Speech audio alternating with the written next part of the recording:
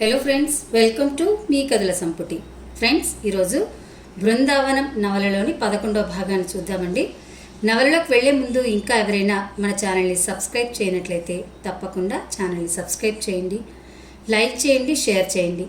ఆసక్తి ఉన్న మీ స్నేహితులకు, బంధువర్గానికి నా ఛానల్ని షేర్ చేసి ఛానల్ని వారి చేత కూడా సబ్స్క్రైబ్ చేయించి నన్ను, నా ఛానల్ని ప్రోత్సహిస్తారని ఆశిస్తున్నాను. ఇక నవలలోకి వెళ్ళిపోదాము. మరి చదువుతున్నది శాంతినారాయణ. నిన్న ఎపిసోడ్ చివరికి భానుమతి వాళ్ళ అమ్మ ఇంటికి తీసుకెళ్తుంది రాధికను. ఆదివారం అవటం చేత భానుమతికి పెళ్లి కాకుండానే ఒక పాప ఉందని, ఆ పాప తన తల్లి దగ్గర ఉంటుందని, ఆ పాపను చూడటానికి ప్రతి ఆది శనివారాలు వెళ్ళొస్తుందని రాధికకు అప్పుడు తెలుస్తుంది.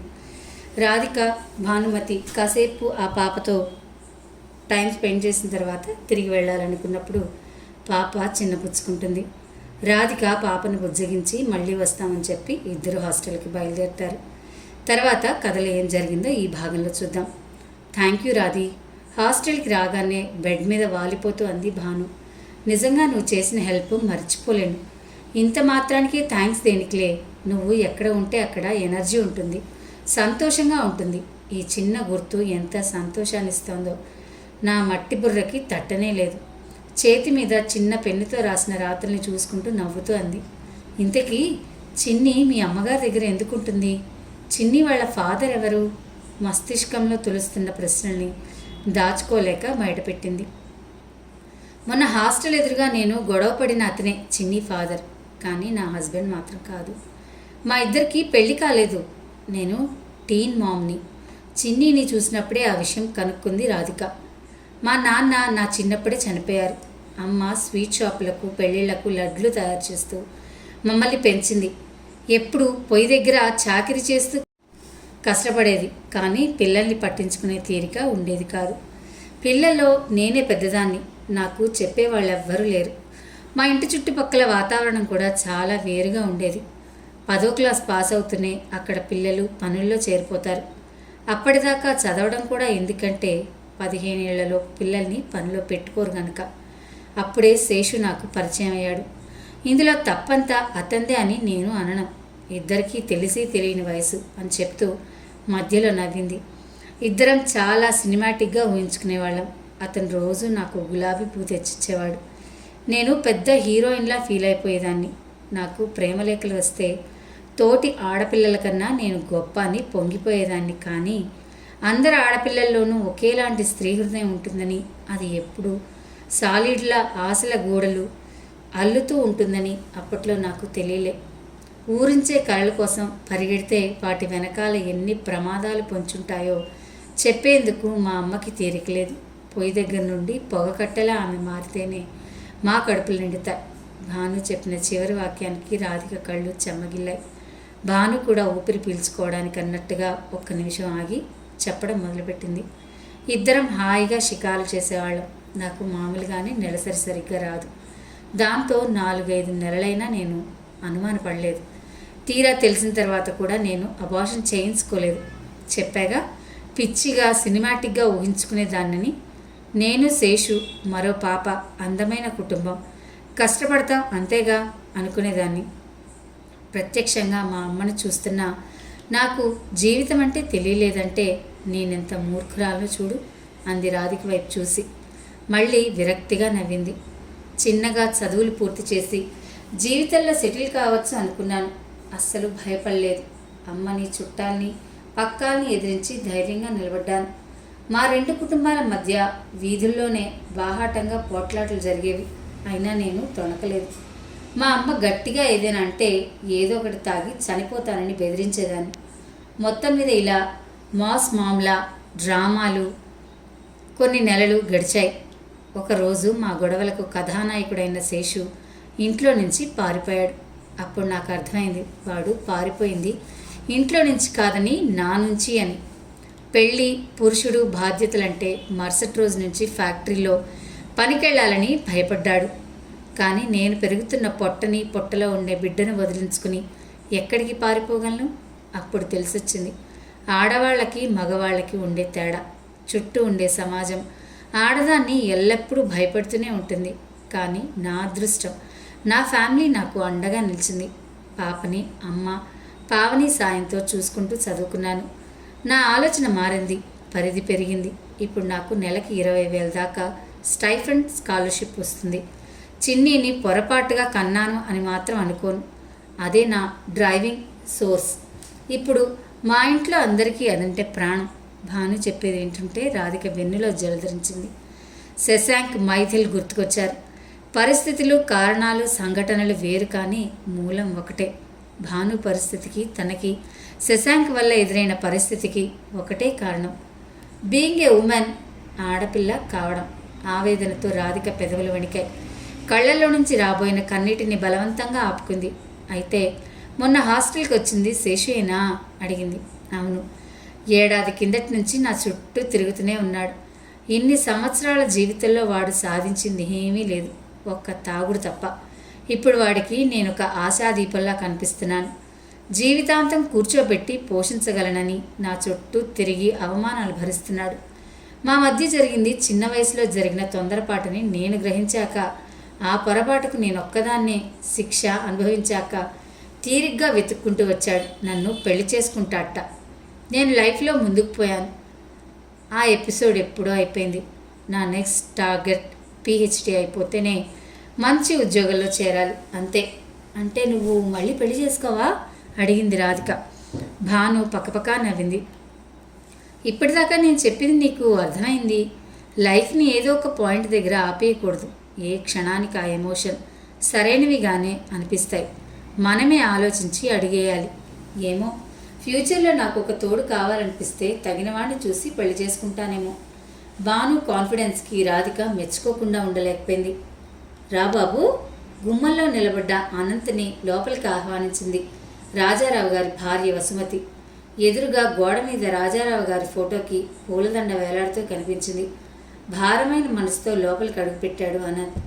ఎలా ఉన్నారండి? మర్యాద కోసం పలకరించి సోఫాలో కూర్చున్నాడు. నీకు తెలియందేముంది అనంత్, ఏదో అలా నడుస్తున్నాయి రోజులు అంటూ భారంగా నిట్టూర్చింది ఆవిడ. ఇలాంటి సమయంలో బిజినెస్ వ్యవహారాలు మాట్లాడాల్సిన అవసరం వచ్చినందుకు అనంత్కి చాలా ఇబ్బందిగా అనిపించింది. సరిత, కాఫీ పట్టుకురమ్మా అని పని మనిషికి పురమాయించింది. అనంత్ వైపు తిరిగి, పూర్ణి మేడ మీద ఉంది, పిలవనా అని అడిగింది. అనంత్ సోఫాలో ఇబ్బందిగా కదిలాడు. ఈ డీల్లో ఇద్దరికీ లాభం ఉన్న ఆశ, అవసరం అనంత్ది. అడిగేవాడు ఎప్పుడూ ఒక మెట్టు కిందనే ఉంటాడు. రాజారావు గారు ఉన్నప్పుడు ఆ అంతరాన్ని కనబడనీయకుండా మెలిగేవారు. ఆయన అభిమానం, ఆత్మీయత గుర్తుకు రాగానే అనంత్ గొంతుకేదో అడ్డుపట్టేట్టయింది. ఆంటీ, ఇప్పుడు మీ వ్యవహారాలు ఎవరు చూస్తున్నారో నాకు తెలీదు. ఇది కరెక్ట్ టైం కాదు, కానీ అడగాల్సి వస్తుంది. అంకుల్ కొద్ది రోజుల క్రితం ఒక బిజినెస్ డీల్ చేద్దామన్నారు. అనుకోకుండా ఇలా జరిగిపోయింది అంటూ అనంత్ ఇంకా చెప్పేలోపే వసుమతి మొహం అదోలా పెట్టింది. ఏం వ్యవహారాలో ఏమిటో, ఒక్క మనిషి పోతే అన్నీ ఒక కొలిక్కి తేవడం చాలా కష్టం బాబు అంది గొంతులో నైరాస్యం ధ్వనించేలా. నిజమే ఆంటీ, మీకు ఎలాంటి సహాయం కావాలన్నా నన్ను నిర్మోహమాటంగా అడగొచ్చు అని నెమ్మదిగా చెప్పాడు. ఆ ఇబ్బంది లేదు నాయన. ఆయన లేకపోయినా ఆయన సంపాదించి పెట్టిన పేరుంది. పనులు వాటంతట అవే జరిగిపోతున్నాయి.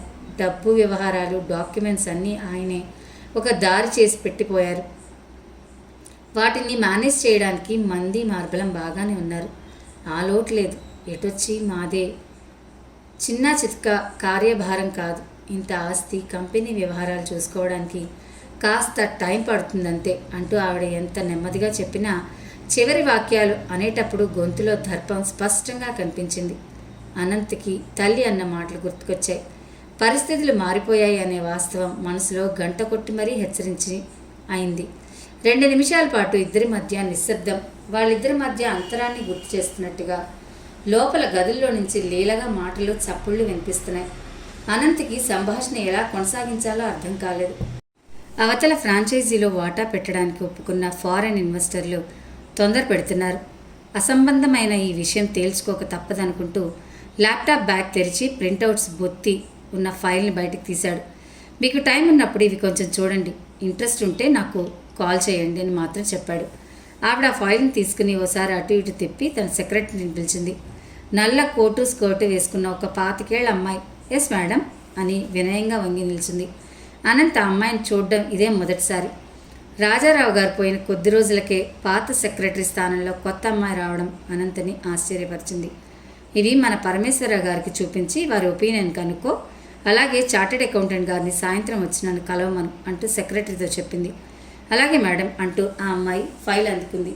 చూడు, ఈ పేపర్స్ గురించి మీరు నాతో మాట్లాడతారంటూ వసుమతి అనంతని చూపించింది. ఆ అమ్మాయి హలో అంటూ చిరునవ్వుతో అతన్ని పలకరించి తన డెస్క్ దగ్గరికి వెళ్ళిపోయింది. ఎంత భార్యాభర్తలైనా విషయాలు డీల్ చేసే విధానంలో తేడాలుంటాయి. అందుకే పాత సెక్రటరీని తీసేసి కొత్త ఆమెను అపాయింట్ చేశాను. వ్యవహారాలు చూసుకోవడానికి నాకు సాయంగా నా చెల్లెలు, ఆమె భర్త పరమేశ్వర్ ఉన్నారు. ఆయన ఉండగా ఏ విషయాలు నాకు తెలియనిచ్చేవారు కాదు. ఇప్పుడిప్పుడే ఒక్కొక్కటిగా నేర్చుకుంటున్నాను, వసుమతి అనంతతో అనింది. ఆవిడ మాటలు పూర్తయ్యి అవ్వకముందే అనంత సోఫాల నుంచి లేచాడు. అతనికి చుట్టూ ఉన్న వస్తువులు, గోడలు, ఫ్లవర్ వాజులు అన్నీ తనకంటే ఎత్తులో ఉన్నట్టు అనిపించింది.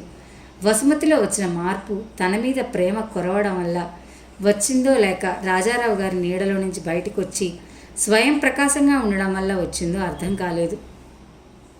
వస్తానండి అని నమస్కారం చేసి అక్కడి నుంచి కదలబోయాడు. అమ్మాయిని కలిసి వెళ్ళవా అంటూ పని మనిషిని పిలిచి పూర్ణిమను రమ్మని చెప్పు అని చెప్పింది. అనంత్ తప్పనిసరి తిరిగి సోఫాలో కూర్చున్నాడు. అమ్మాయికి హాస్పిటల్ కట్టించాలని కోరిక. వాళ్ళ నాన్నగారు ఒప్పుకోలేదు. హాస్పిటల్ మేనేజ్మెంట్ గురించి బాగా తెలిసిన వ్యక్తులైతే కానీ నడపలేరన్నది ఆయన గట్టి నమ్మకం. తెలిసిన రంగంలో నమ్మకమైన వాళ్లతో బిజినెస్ చేయాలన్నదే ఆయన సిద్ధాంతం. అందుకే ఆయన నిన్ను అభిమానించేవారు. ఆవిడ తనను మెచ్చుకుంటుందో లేక నీపై గల అభిమానానికి అంతకుమించి మరే కారణం లేదని చెప్తోందో అర్థం చేసుకోలేకపోయాడు అతను. హలో అనంత్. పూర్ణిమ మేడ మీద నుంచి దిగి వస్తూ చేయి ఊపింది. వెనకాలే ఆజానుబాహుడైన ఇంకో వ్యక్తి కూడా ఆమెతో బాటే కిందకొచ్చాడు.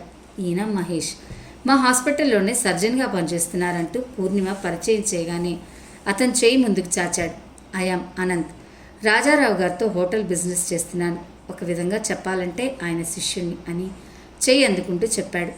పూర్ణిమకు కాబోయే భర్తగా చెప్పుకోలేదు అతను. అలా అని అక్కడున్న వారెవ్వరూ పరిచయం చేయకపోవడం కూడా అనంత్ దృష్టిని దాటిపోలేదు. పూర్ణి, అనంత్ నీతో మాట్లాడాలేమో అని గుర్తు చేస్తున్నట్టుగా అంది వసుమతి. No problem, you have a guest, so ఇంకోసారి ఎప్పుడైనా కలుద్దామని చెప్పి బయటకు వచ్చేశాడు. చుట్టూ చీకటి, రోడ్డు మీద వాహనాలు ఏవీ లేవు. రాధిక ఒంటరిగా నడుచుకుంటూ వస్తోంది. వెనకాల బూటుకాళ్ళ చప్పుడు వినిపించింది.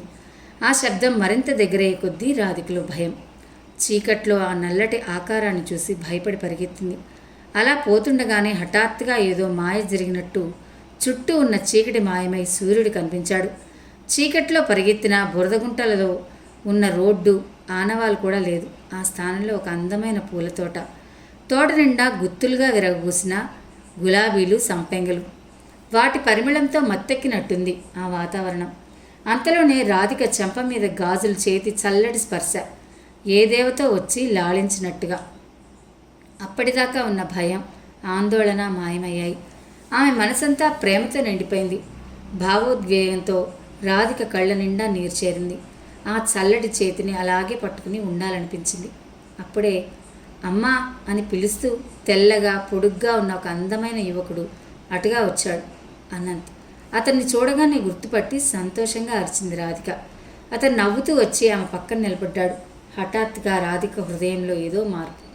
అప్పటిదాకా ప్రేమ నిండిన మనసులో హఠాత్తుగా ఏదో వెలితి, కొండ అంచులో నిలబడ్డట్టు అనిపించింది. ఆమె పాదాలు జారిపోతున్నట్టు, గాలి బలంగా తోస్తున్నట్టు, ఒక్క క్షణం కంటే ఎక్కువ నిలవలేనట్టు అనిపించి అనంత్ అనంత్ అని గట్టిగా కేకలు వేసింది.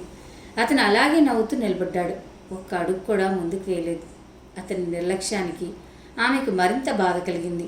దుఃఖంలో గుండెలు ఎగిరెగిరి పడుతున్నాయి. శ్వాస ఆడనట్టుగా గొంతు కూడిపోయింది. లోపలున్న శక్తినంతా కూడగట్టుకుని గొంతు పెగిల్చుకుని ప్రయత్నిస్తున్నా సాధ్యపడడం లేదు. రాధి రాధి అంటూ భుజం తట్టి కుదిపారు ఎవరో. ఎందుకలా మూలుగుతున్నావు? లేచి మంచినీళ్ళు తాగు. ఈసారి భాను గొంతు స్పష్టంగా వినిపించింది. నెమ్మదిగా కళ్ళు విప్పి లేచి కూర్చుంది రాధిక. రోజుకి 14 గంటలు నిద్రపోయినా ఎప్పుడూ కలనేవే రావు. పొరపాటున వచ్చినా మెలకు వచ్చాక అసలు గుర్తుండవు. అలాంటిది కలో నిజమో తెలియనట్టుగా జరిగింది ఇవాళ. రాధిక మనసు స్వప్నం తాలూకా ఉద్విగ్నత నుంచి ఇంకా తేరుకోలేదు. నెమ్మదిగా పైకి జరిగి నుదిటి మీద ఉన్న స్వేదాన్ని చేత్తో తుడుచుకుంది. ఏదైనా పీడకలు వచ్చిందా అంటూ వాటర్ బాటిల్ తెచ్చి మంచినీళ్ళు తాగించింది భాను. వైజాగ్లో మా మేనత్త ఉంటుందని చెప్పాను కదా, ఆవిడ వాళ్ళ అబ్బాయి అనంత్ కలలో కనిపించారు. నవ్వుతూ నిలబడి నా వైపు చూస్తూ ఉన్నా నా మాటలకి రెస్పాండ్ కావడం లేదు. ఉన్నట్టుండి భయం వేసింది నాకు అంటూ చెప్తున్న రాధిక కళ్ళు బెదిరిన లేడి కళ్ళల్లా ఉన్నాయి. భాను రాధిక పక్కనే కూర్చుని ప్రేమగా తల నిమిరింది. బహుశా నువ్వు వాళ్ళని బాగా మిస్ అవుతున్నట్టున్నావు. నువ్వు చెప్పిన కళని బట్టి నీకు వాళ్ళకి మంచి రిలేషన్ ఉన్నా నువ్వు కోరుకున్నంత కమ్యూనికేషన్ లేదనిపిస్తుంది. మన మనసును బట్టే కళలు వస్తాయి, డోంట్ వరీ అని చెప్పింది భాను. అప్పటికే టైం 5:30 దాటింది. చీకటి ప్రతాపం తగ్గి మెల్లగా కాంతిరేకులు విస్తరిస్తున్నాయి. నిద్రమత్తులో నుంచి ప్రకృతి మేల్కుంటున్నట్టుగా నలుపు రంగులో కలిసిపోయిన మేఘాలు ఎర్రగా దర్శనమిచ్చాయి. ఇక తిరిగి పడుకోవడం అనవసరం, అలా జాగింగ్కి వెళ్ళొస్తాను, ఫ్రెష్గా ఉంటుందంటూ రాధిక ట్రాక్ సూట్ వేసుకుని పోనీటైల్ బిగించి షూస్ వేసుకుని కిందకి వెళ్ళింది. వాకింగ్లు జాగింగ్లు చేసేవారు ఒక్కరొక్కరే క్యాంపస్ రోడ్ల మీదకి చేరుతున్నారు. మెస్కి పాలు కూరలు సప్లై చేసే వ్యాన్ తన పని పూర్తి చేసుకుని వెనక్కి తిరుగుతుంది. అప్పుడే వీధులు చిమ్మేవాళ్ళు, వంట వాళ్ళు, ఎవరి డ్యూటీల వాళ్ళు దిగడానికి హడావిడిగా తయారైపోతున్నారు. రాధిక 4 మైళ్ళు పరిగెత్తేసరికి సూర్యుడు బాగా పైకొచ్చాడు. చీకటి చల్లదనం అంటే ఏమిటో బొత్తిగా తెలియనట్టు అయిపోయింది ఆ పరిసరాలు. రాధిక ప్యాంట్ జోబులో నుంచి నాప్కిన్ తీసి మెడ చుట్టూ అల్లుకున్న స్వేదాన్ని తుడుచుకుని ఆ రోజుకి వ్యాయామం వల్ల ఖర్చు చేసిన క్యాలరీల సంఖ్యను ఫోన్లో చెక్ చేసుకుని హాస్టల్ దారి పట్టింది. హాస్టల్ బిల్డింగ్కి ఇంకా 20 అడుగుల దూరంలో ఉండగానే ఎడమ చేతి వైపు పార్కింగ్ లాట్లో కనిపించిన బ్లాక్ కలర్ బెంజ్ కారును చూసి రాధిక బ్రుకుటి ముడిపడింది. ఆమె సందేహాన్ని నిజం చేస్తూ అందమైన తెల్ల గులాబీల బొకేని పట్టుకుని కారు దిగాడు తను. శశాంక్ అంది చేదరించుకున్నట్టు మొహం పెట్టి రాధిక అతన్నే చూస్తుంటే. ప్లీజ్ రాధి, ఒక్కసారి నా మాట విను, పరుగులాంటి నడకతో రాధిక దగ్గరకు వస్తూ అన్నాడు. హలో, మర్యాదగా రాధిక అని పిలు అని చూపుడు వేలాడిస్తూ కోపంగా చెప్పింది. అలాగే రాధిక, ఒకసారి నేను చెప్పేది విను. ఏం వినాలి? ఇంత జరిగినా వెంట పడుతున్నావంటే సిగ్గుగా లేదు? మర్యాదగా బయటకు నడవకపోతే పోలీసుల్ని పిలవాల్సి ఉంటుంది. జేబులో నుంచి సెల్ ఫోన్ తీస్తూ కోపంగా అంది. రాధిక, నేను నీ వెంట పడ్డానికి రాలేదు, ప్లీజ్ అండర్స్టాండ్. జరిగిన దానికి సారీ చెప్దామని వచ్చాను. ఆడపిల్ల లైఫ్ అంటే అంత ఈజీగా ఉందా నీకు? సారీ చెప్తే సరిపోతుందా? రాధిక, అలా మాట్లాడకు. నీకు తెలుసు నేను ఆడపిల్లల వెంటపడి ఏడిపించి వేధించే టైప్ కాదని. కానీ తప్పు చేశాను, చెప్పుడు మాటలు విన్నాను. I was carried away. విషయం సెటిల్ అయ్యాక కూడా నీ వెనకాల తిరుగుతున్నానంటే నిజంగా నిన్ను క్షమాపణ అడిగి హార్ట్ ఫీలింగ్స్ని దించుకోవడానికే. ప్లీజ్ అర్థం చేసుకో, బతిమలాడుతోంది. చెప్పుడు మాటలు వింటే నీ బుద్ధి ఏమైంది? నీకు ఇలాంటి ఆలోచన ఉండబట్టే ఆ పని చేశావు. నీ క్షమాపణలు నాకు అనవసరం. నాకు కోపం తెప్పించకుండా వెళ్ళి ఇక్కడి నుంచి అని చెప్పి విసురుగా లోపలికి నడవబోయింది. ప్లీజ్ రాధిక, నా మాట కొంచెం విను అంటూ ఆమె దారికి అడ్డొచ్చాడు. ఇంకా ఏం చెప్పాలి? చెప్పుడు మాటలు విని చెడిపోయానన్నావు. పోలీసులు మన మధ్య జరిగింది సెటిల్ చేశారు. సారీ అన్నావు. ఇంకా ఏం మిగిలింది? ప్లీజ్ ఒక్క విషయం నీతో మాట్లాడాలి. అలా పక్కకు వస్తావా? బతిమలాడాడుతున్నావు. హాస్టల్ ముందు తిరుగుతున్న ఒకరిద్దరు అమ్మాయిలు వీళ్ళ వంక విచిత్రంగా చూశారు. ప్లీజ్ రాధిక, దాదాపు కాళ్ళ మీద పడేటట్టుగా ఉన్నాడు అతను. సరే పద, ఇవాళ ఎలాగైనా ఈ విషయం ఫుల్ స్టాప్ పెట్టాలి అనుకుంటూ అదే మహాభాగ్యం అన్నట్టు శశాంక్ మొహం వెలిగిపోయింది. ఇద్దరు పక్కనే ఉన్న గానగ చెట్టు కిందకి చేరారు. చెప్పు, ఏం చెప్పాలనుకున్నావు అంది రాధిక సీరియస్గా మొహం పెట్టి. నువ్వు చెప్పింది నిజమే రాధిక. నాలో చెడ్డ ఆలోచన లేకుండా ఎవరూ నన్ను ప్రేరేపించలేరు. నిన్ను పెళ్లి చేసుకోవాలన్న ఐడియా నాకు లేదు. నువ్వు గర్ల్ ఫ్రెండ్ మెటీరియల్ అని అనుకున్నాను, కానీ నువ్వు లాంగ్ టర్మ్ రిలేషన్షిప్ ఎక్స్పెక్ట్ చేస్తున్నావని అర్థమైంది. దాంతో ఒకరినొకరు అవాయిడ్ చేసుకోవడం, నువ్వు నన్ను కట్ చేయడం జరిగిపోయాయి. కానీ నిన్ను పూర్తిగా కట్ చేయలేక, కమిట్మెంట్ ఇవ్వలేక సందిగ్ధంలో ఉన్నాను. పోనీ ఈ రిలేషన్షిప్ ఇంకాస్త ముందుకు వెళితే అనిపించింది. అప్పుడు అదైనా సొల్యూషన్ దొరుకుతుందేమోనని. దానిలో సొల్యూషన్ వంకతో కోరికే ఉందని నాకు తెలుసు. ఆ ఎక్స్పీరియన్స్ కూడా చూడాలని ఆశ బయలుదేరింది. దానికి మైథిల్ ఎగదోశాడు. వాడికి నీ మీద ఎందుకో పగ ఉంది. కానీ నిజం చెప్పనా, ఆ రోజు వైజాగ్లో నువ్వు క్లీనింగ్ లిక్విడ్ తాగి నన్ను బెదిరించకుండా కళ్ళనీళ్ళు పెట్టుకుని ఉన్నా నేనేం చేయగలిగేవాడిని కాదు. కానీ ఈరోజు నా బిహేవియర్ని బట్టి నువ్వు నమ్మలేవని నాకు తెలుసు. నువ్వు నమ్మకపోయినా నేను చెప్పాలి కాబట్టి చెప్తున్నాను. ఇక ఆ ఫేస్బుక్ అకౌంట్కి నాకు ఏ సంబంధం లేదు. మైథిల్ ఆ హోటల్ ఇన్సిడెంట్ జరగకముందే నా సెల్లో మన ఫోటోలు చూశాడు. కానీ వాటిని ఎప్పుడో కొట్టేశాడో నిజంగా నాకు తెలీదు. పోలీస్ ఎంక్వైరీ జరిగిన తర్వాత నేను సరిగ్గా నిద్రలేకపోయాను. నీకు తెలుసు, నేను మా నాన్నకి పరువుకి భయపడతానని. మొదటిసారి నా వల్ల జరిగిన తప్పుకి భయపడ్డాను. నువ్వు నేనంటే ఇంట్రెస్ట్ చూపిస్తున్నావని తెలిసి వాడు నన్ను అడ్డం పెట్టుకుని నిన్ను ఏడిపించాలని చూశాడు. I'm sorry, I cheated you. Maithil మాటలకు ఇన్ఫ్లుయెన్స్ అయ్యి నా ఇంటెన్షన్స్ బయట పెట్టకుండా నిన్ను మోసం చేయాలని చూశాను. నిన్ను తిరిగి నాతో ఫ్రెండ్షిప్ చేయమని అడగను, కానీ వీ హ్యావ్ టు నో. అందుకే జరిగింది చెప్తున్నాను. నీకు ఎప్పుడు ఏ సహాయం కావాలన్నా నన్ను అడిగితే అప్పుడు నిజంగా క్షమించావనుకుంటానని చెప్పి తలదించుకున్నాడు శశాంక్.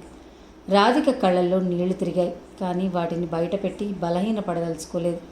గట్టిగా గాలి పీల్చుకుని కళ్ళు మూసుకుంది. ఉక్రోషాన్ని అదిమి పెడుతున్నట్టుగా ఆమె భుజాలు మెడలు బిగుసుకున్నాయి. నువ్వు చెప్పాలనుకుంది అయిపోయిందిగా, ఇక వెళ్ళు అంది కఠినంగా. అతను తలదించుకుని 4 అడుగులు వేశాడు. హలో అని రాధిక తిరిగి పిలిచింది.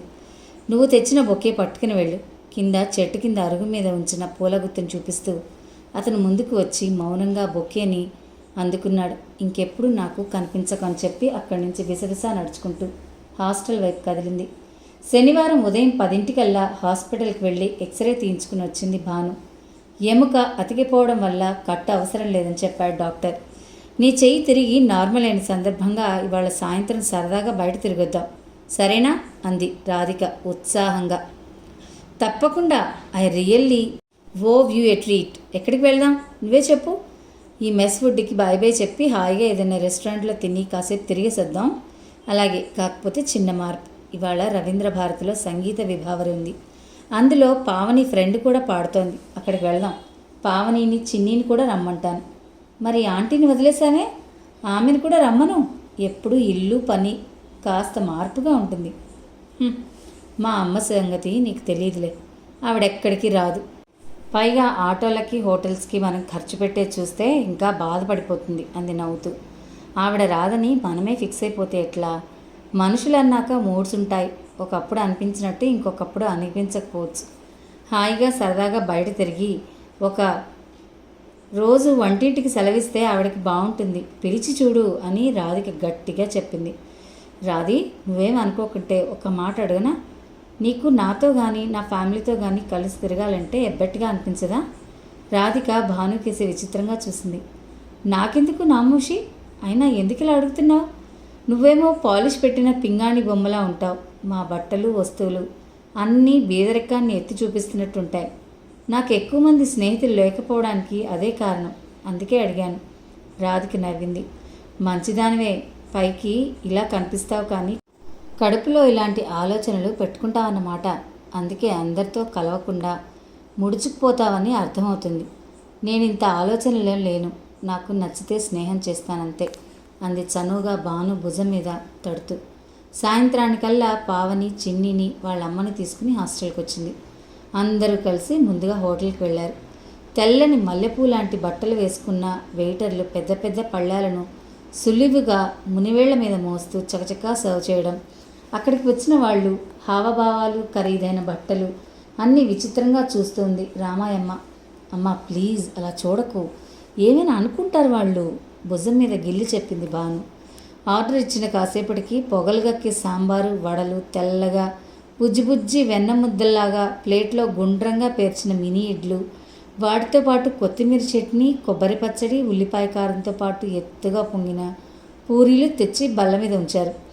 ఏసీలో నుంచి గాలి చల్లగా వస్తుంటే వీటి వేడంతా తొందరగా చల్లారిపోదు. ఏమిటో ఈ హోటళ్ళు, రామాయమ్మ అన్న తీరుకు అందరికీ నవ్వొచ్చింది. అదంతేలేమ్మా, ఇక్కడికి వచ్చే చాలామంది చల్లగాలి లేకపోతే నీళ్లలో నుంచి బయటపడ్డ చేపల్లా అల్లాడిపోతారు, అందుకని వేశారు ఏసీ అని భాను చెప్పింది. తింటున్నంతసేపు ఏవో కబుర్లు దొరిలాయి. బిల్లు మాత్రం రామాయమ్మ కంటపడకుండా కట్టేశారు రాధిక, భాను. హోటల్ నుంచి బయటికి రాగానే 2 ఆటోల్లో బయలుదేరి రవీంద్ర భారతి దగ్గరికి చేరారు. పావని తన దగ్గరున్న కాంప్లిమెంటరీ టికెట్స్ని ఎంట్రన్స్ దగ్గర నిలబడి వాలంటీర్లకు చూపించింది. స్టేజ్కి దగ్గరగా 3వ వరుసలోనే ఉన్నాయి వారి సీట్లు. అప్పటికే ప్రారంభోత్సవం ప్రారంభ ఉపన్యాసం అయిపోయాయి. స్టేజ్ మీద కుర్చీలు బల్లలు తీసేసి పాడేవాళ్ళు కూర్చోవడానికి వీలుగా ఏర్పాట్లు చేస్తున్నారు. 10 నిమిషాలకి సంగీత విభావరి ప్రారంభమైంది. పూర్తి స్థాయి కర్ణాటక సంగీత కచేరీలు కాకుండా ఒక్కొక్కరే వచ్చి త్యాగరాయ కీర్తనలు, అన్నమయ్య కీర్తనలు పాడుతున్నారు. రాధికకు కర్ణాటక సంగీతంలో విపరీతమైన అనాసక్తి లేదు. నచ్చిన పాటలు వింటూ విసుగు పుట్టినప్పుడు ఆడిటోరియం సీలింగ్ ఎంత ఎత్తులో ఉందో దానికి ఏ మెటీరియల్ వాడారో చూస్తూ కూర్చుంది రాధిక. ఇంతలో ఆమె దృష్టి ముందు వరుసలో ఉన్న ఒక వ్యక్తి మీద పడింది. బట్టతల, నెరిసిన చెంపలు, పక్క నుంచి కనిపిస్తున్న ముఖ కవళికలను బట్టి ఆయన గుర్తుపట్టింది రాధిక. ఆయన పూర్ణిమ బాబాయ్. ఆనవాళ్ళు దొరకగానే సహజమైన ఉత్సాహాన్ని ఆపుకోలేకపోయింది. రాజారావు గారింట్లో కలిసిన రోజు క్లాసికల్ మ్యూజిక్ గురించి తెగ పొగిడాడు. నిజంగా టీవీలో అలాంటి కార్యక్రమం వస్తే ఛానల్ మారుస్తాడేమో అని తనకు నవ్వుకోవడం కూడా గుర్తుకొచ్చింది. పాపం, నిజంగానే కర్ణాటక సంగీతం అంటే మంచి అభిమానమే ఉన్నట్టుంది అనుకుంటూ ఎలా పలకరించడమా అని ఆలోచిస్తుండగానే 10 నిమిషాలు గడిచిపోయాయి. కార్యక్రమం అయిపోయిందన్న గుర్తుగా చప్పట్లు మోగాయి. పావని ఫ్రెండ్ని కలవడానికి భాను వాళ్ళందరూ గ్రీన్ రూమ్ వైపు కదిలారు. ఆయన ముందు వైపు గేట్ నుంచి బయటికి వెళ్ళడం చూసింది రాధిక. మీరు వెళ్ళండి, నేను ఎంట్రన్స్ దగ్గర ఉంటాను, తెలిసిన ఆయన ఒకరు కనిపించారు అని భానుకి చెప్పి పరుగులాంటి నడకతో ఆయన్ని అనుసరించింది రాధిక. ఆడిటోరియం లాబీలో ఎవరితోనో మాట్లాడుతూ ఉండడం చూసి హలో అంకుల్, నమస్తే అంటూ చేతులు జోడించింది. ఆయన ఒకసారి రాధిక వైపు ఎగాదిగా చూశాడు. నేనండి, అనంత్ మేనమామ కూతుర్ని. మనం వైజాగ్లో రాజారావు అంకుల్ వాళ్ళ ఇంట్లో కలుసుకున్నాం. నా హాబీ బాలీవుడ్ డాన్స్ అని చెప్పాను, గుర్తుందా? ఆయన గుర్తుపట్టినట్టుగా కళ్ళజోడు సవరించుకుని తలాడించాడు. ఐఎమ్ సారీ, రాజారావు అంకుల్ గురించి తెలిసింది. ఆంటీ, పూర్ణిమ వాళ్ళు ఎలా ఉన్నారు? పర్లేదు, బాగానే ఉన్నారమ్మా. అవును, మీరు ఇక్కడెలా? అదేం ప్రశ్న? నేను హైదరాబాద్లోనేగా ఉండేది. చిరాకు పడ్డాడు ఆయన. అంటే రవీంద్ర భారతికి వచ్చారంటే అని మాట మారుస్తూ ఆయన రాధికను ఒక అజ్ఞానిగా చూసినట్టు చూశాడు. ఇక్కడికి నేను చీఫ్ గెస్ట్గా వచ్చాను అన్నాడు దర్పంగా. ఆయనలో ఉన్న మామూలు మనిషి తిరిగొచ్చాడు అనుకోగానే రాధికకు నవ్వొచ్చింది. మేము కాస్త ఆలస్యంగా వచ్చాంలేండి, మీ ఉపన్యాసం మిస్ అయ్యానని నొచ్చుకుంటున్నట్టు నటిస్తూ ఆయన రాధిక వైపు జాలిగా చూశాడు. వస్తాను అంకుల్, పూర్ణిమని అడిగానని చెప్పండి. మనం బహుశా తిరిగి అనంత్ పూర్ణిమల ఎంగేజ్మెంట్లో కలుస్తామేమో అంది నవ్వుతూ. ఆయన రాధికని ఎగాదిగా చూసి అదేంటి, వాళ్ళ ఎంగేజ్మెంట్ జరగడం లేదని తెలీదా అడిగాడు. ఓ ఐఎమ్ సారీ, ఇప్పుడున్న సిచ్యుయేషన్లో అలా ఆలోచించడం తప్పే. వాళ్ళకి తేరుకోవడానికి కొంత సమయం కావాలి అంది నొచ్చుకుంటూ. నేనేదో చెప్తుంటే నీ పాటికి నువ్వేదో మాట్లాడుతుంటావే. నేనన్నది అనంత్కి పూర్ణిమకు ఎంగేజ్మెంట్ జరగడం లేదని. పూర్ణిమకు ఆమెతో పాటు డాక్టర్గా పనిచేస్తున్న మహేష్కి నిశ్చితార్థం జరగబోతుంది. రాధికకు ఒక్కసారిగా షాక్ తగిలినట్టయింది. ఆడిటోరియం లాబీలో తిరుగుతున్న మనుషులు సినిమా రీల్లో బొమ్మల్లాగా జరుగుతున్నది భ్రమలా అనిపించింది. పూర్ణిమకు అనంతకు బ్రేకప్ అయిందా? మాటలు కూడా తీసుకుని అడిగింది. అవునమ్మా, మా అన్నయ్య కోసం ఒప్పుకున్నారా సంబంధం. ఆయన పోయాక ఆలోచనలు మారిపోయాయి, పెత్తనం చేసేవాళ్ళు మారిపోయారు. మా అన్నయ్య షడ్డగుడు చూస్తున్నాడు వాళ్ళ వ్యవహారాలన్నీ. ఆయన మాటల్లో అక్కసు కనిపించింది. రాధికకు ఇంకా ఆ విషయం నమ్మబుద్ధి కాలేదు. పూర్ణిమ డాక్టర్, చాలా మెచ్యూరిటీ ఉన్న అమ్మాయి. ఆమెకి ఇష్టం లేకుండా అనంత్ పెళ్లి చేసుకోవడానికి ఒప్పుకుంది అని నేను అనుకోను. బహుశా ఇద్దరికీ ఏదైనా గ్యాప్ వచ్చిందేమో. మీలాంటి పెద్దవాళ్ళ మధ్యలో మాట్లాడాల్సింది. అప్పుడు రాధికకు ఆ క్షణం అంతరాలు మర్చిపోయి మాట్లాడుతున్నానన్న విషయం స్ఫురణకు రాలేదు. లాబీలో వచ్చిపోయేవాళ్ళు రాధిక మాటలకి తల తిప్పి చూస్తూ వెళ్తున్నారు. బాగుందమ్మా, మా అన్నయ్య మాటకు భయపడి ఆ రోజు సంబంధానికి ఒప్పుకున్నారు. ఆయన పోయాక మాట మార్చారు. ఆయన్ని ఎదిరించి ఇండిపెండెంట్గా ఉండడానికి వాళ్ళదేమో మిడిల్ క్లాస్ ఫ్యామిలీ కాదు, కోస్తా ఆంధ్రాలోనే అత్యంత ధనవంతులు. ఆ ఆస్తి వ్యాపారాలు అన్నీ మా అన్నయ్య కష్టార్జితం అంటూ హేళనగా నవ్వాడు. రాధిక కొయ్యబారిపోయి చూస్తూ ఉండగానే గాడ్ బ్లెస్ యూ, వస్తానమ్మా అంటూ వెళ్ళిపోయాడు ఆయన. ఇంకో నిమిషానికి భాను వాళ్ళు వచ్చారు. పావని, రామాయమ్మ చిన్నిని తీసుకుని ఇంటికి బయలుదేరగానే రాధిక, భాను ఆటో ఎక్కారు. ఆటోలో ఉన్నంతసేపు రాధిక అనంత్ గురించి ఆలోచిస్తుంది. పూర్ణిమ అనంత్తో పెళ్ళిని ఒక బిజినెస్ డీల్ లాగే అనుకుని ఇష్టపడలేదా? అనంత్ కూడా వ్యాపారానికి ఇచ్చిన విలువ పూర్ణిమకి ఇచ్చినట్టు కానీ ఆమెతో సమయం గడపడానికి కానీ ఇచ్చినట్టు కనపడదు. పూర్ణిమ అందుకే ఇలాంటి నిర్ణయం తీసుకుందా? ఏ ఆడపిల్లైనా ప్రేమించే భర్తనేగా కోరుకుంటుంది. పూర్ణిమ వైపు నుంచి ఆలోచిస్తే కరెక్టే అనిపించిన ఆ మనసు మాత్రం అనంత్కి వ్యతిరేకంగా ఒక్క మాట కూడా తీసుకోవడానికి సిద్ధంగా లేదు. అనంత్ తనకంటే కుటుంబానికి విలువిచ్చే వ్యక్తి, నిజాయితీ నిబద్ధత ఉన్న వ్యక్తి, జీవితం పట్ల అవగాహన ఆశయాలు ఉన్నాయి. ఆశ కంటే ఆశయాన్ని, సుఖం కంటే బాధ్యతని, ఊహ కంటే వాస్తవాన్ని ఇష్టపడే వ్యక్తి. ఖచ్చితంగా పూర్ణిమతో పెళ్లి జరిగాక ఆమెని అపురూపంగా చూసుకోగలడు. అలాంటి మనిషిని పూర్ణిమ ఎలా కాదనుకుంది? రాధిక ఆలోచనలు ఒక పట్టాన తెగలేదు. ఫ్రెండ్స్, విన్నారు కదా నవలలోని ఈ భాగాన్ని. ఈ నవల మిమ్మల్ని అందరినీ అలరిస్తుందని అనుకుంటున్నాను. అంటే విన్నవాళ్ళు తక్కువ సంఖ్యలో ఉన్నారు, కానీ వింటున్నారు కాబట్టి మీకు కృతజ్ఞతలు. ప్లీజ్ విన్నవారు తప్పకుండా కామెంట్స్ పెడితే నాకు సంతోషం కలిగించిన వారు అవుతారు. మరిన్ని మంచి నవలలు వినాలనుకుంటే తప్పకుండా మన ఛానల్ని సబ్స్క్రైబ్ చేసుకోండి. ప్లీజ్ సబ్స్క్రైబ్ టు మీ కథల సంపుటి ఛానల్. మరో భాగంతో మీ ముందుంటాను. అంతవరకు సెలవు. నమస్తే.